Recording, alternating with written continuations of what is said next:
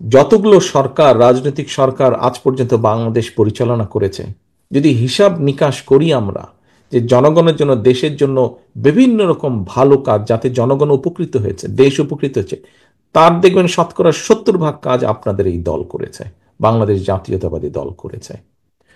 কাজেই প্রিয় সহকর্মীবৃন্দ, এই দলের প্রতি কোটি কোটি মানুষের আস্থা এবং বিশ্বাস আছে। কোটি কোটি মানুষ এই দলের বাস্তবায়নের জন্য, শত হাজারো মানুষ লক্ষ্য বাস্তবায়নের জন্য জীবন উৎসর্গ করেছে। এই দেশের রাজনৈতিক বলেন, এই দেশের অর্থনৈতিক ক্ষেত্রে বলেন, বিভিন্ন সংস্কার এর ভিতরে বাংলাদেশ জাতীয়তাবাদী দল সম্পন্ন করেছে।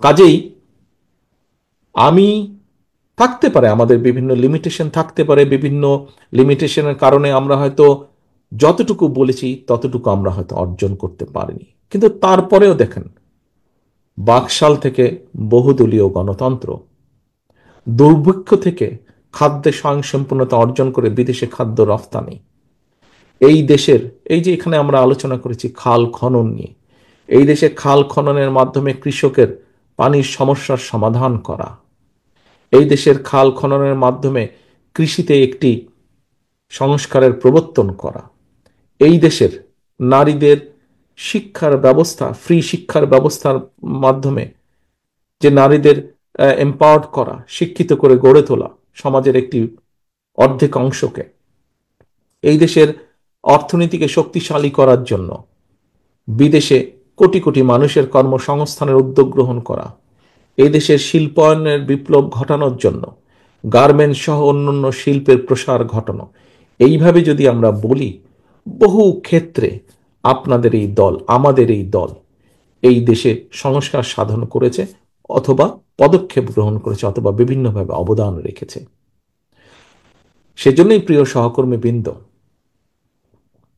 কেউ কেউ বিভিন্ন কথা বলতেই পারেন যে বিএনপি এটা করবে কিনা, ওটা করবে কিনা।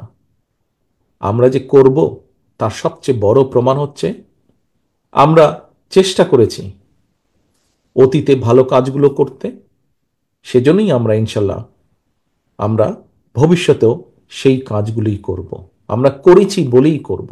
এবং আরো একটি বড় কারণ হচ্ছে, আমরা করব আমাদের এই কমিটমেন্ট, আমরা জনগণের সমর্থন নিয়ে আল্লাহর রহমতে সরকার গঠনে সক্ষম হলে আমরা যে করব, তার সবচেয়ে বড় কারণটি হচ্ছে, আমরা এই দেশের 20 কোটি মানুষের সামনে সেই কমিটমেন্ট দিয়েছি। সেই কমিটমেন্ট দিয়েছি যে আমরা আমাদের এই 31 দফা আমরা বাস্তবায়ন করব, আমরা বাস্তবায়নের সুযোগ পেলে পরে।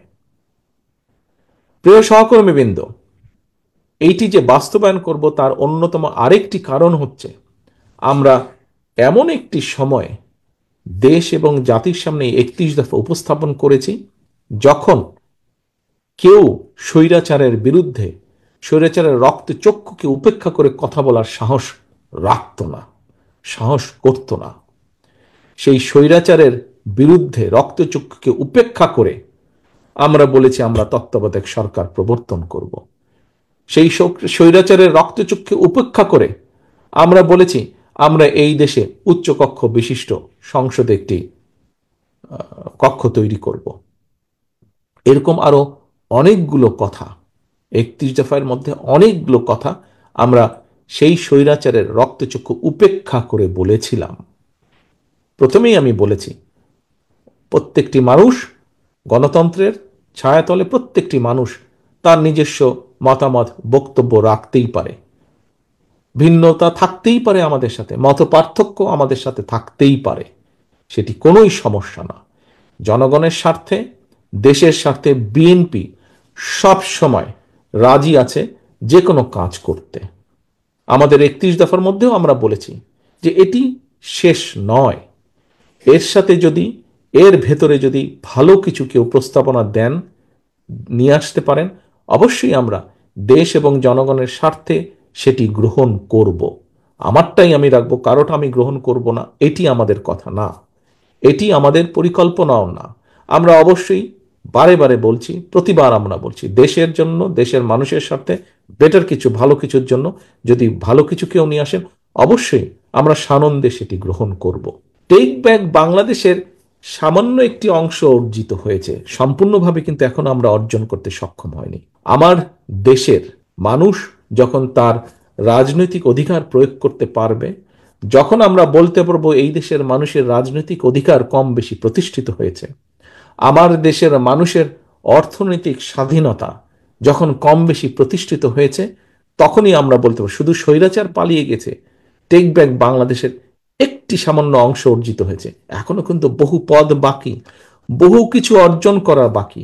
এই দেশের সন্তানদের, এই দেশের ভবিষ্যৎ প্রজন্মের শিক্ষা ব্যবস্থাকে যখন মোটামুটি আমরা সুন্দর করে গড়ে তুলতে পারবো, এই দেশের মানুষের স্বাস্থ্য ব্যবস্থাকে যখন মোটামুটি ভাবে আমরা প্রত্যেকের কাছে পৌঁছে দিতে পারবো, এই দেশের নারীদের ক্ষমতা উন্নয়ন বা এম্পাওয়ারমেন্ট যখন আমরা করতে পারবো, এই দেশের বেকার সমস্যা, সব দেশেই পৃথিবীর বেকার সমস্যা আছে, 100% বেকার সমস্যা নেই এমন কোনো দেশ নেই, কিন্তু কম বেশি বেকারদের কর্মসংস্থানের সমাধান আমরা করতে সক্ষম হব। এইভাবে আরো প্রয়োজনীয় কাজগুলো মোটামুটি ভাবে যখন একটি ভিত্তির উপর আমরা করাতে পারবো, তখনই আমরা বলতে পারবো টেক ব্যাক বাংলাদেশ কিছুটা হলেও বাস্তবায়ন ঘটছে, কিছুটা হলেও সফল হয়েছে।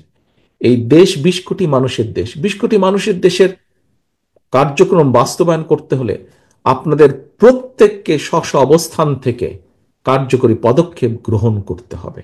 আপনারা যদি প্রত্যেকে এগিয়ে আসেন, একজন রাজনৈতিক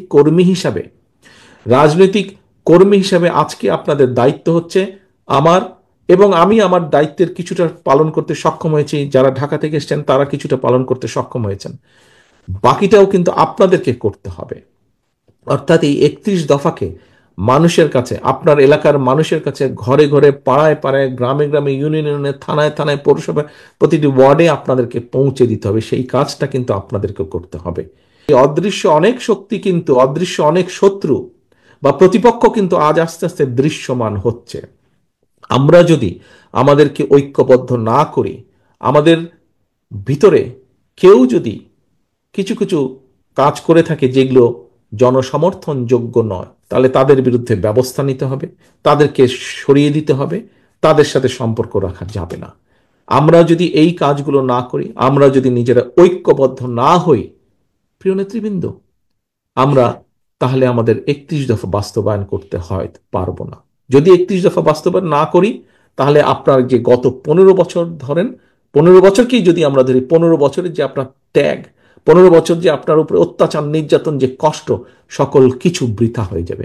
শুধু লালমনিরহাট, শুধু কুড়িগ্রাম, শুধু গাইবান্ধা নয়, বাংলাদেশের 64টি জেলার আমার প্রতিটি নেতাকর্মীর কষ্ট বৃথা হয়ে যাবে, অত্যাচার, নির্যাতন বৃথা হয়ে যাবে। কাজে আসুন, যে কোনো মূল্যে আজকে আমাদেরকে ঐক্যবদ্ধ হতে হবে, আমাদেরকে নিজেদের ভেতরের ঐক্যকে সুসংগঠিত করতে হবে। যে কোনোভাবে আমাদেরকে কোনো অশুভ যদি কিছু থাকে, তাকে আমাদের দূরে সরিয়ে দিতে হবে, তাকে আমাদের দূরে সরিয়ে দিতে হবে, সেই জিনিসটাকে, সেই ব্যক্তিকে আমাদের দূরে সরিয়ে দিতে হবে, দিয়ে আমাদেরকে সামনে এগোতে হবে। কারণ আপনি নিজেই তার সাক্ষী। কেন তার কারণ? আপনি নিজেই তার সাক্ষী। আপনি বের হলে, আপনি আপনার এলাকা থেকে বের হলে মানুষ আপনার কাছে ছুটে আসে, ভাই দেশের কি অবস্থা, কি হবে। মানুষ কোনো বিপদে বললে আপনার কাছে ছুটে আসে, কেন? আপনি একজন বিএনপির নেতা। এই অভিজ্ঞতা আছে না আপনাদের? কম বেশি সবার আপনাদের এই অভিজ্ঞতা আছে।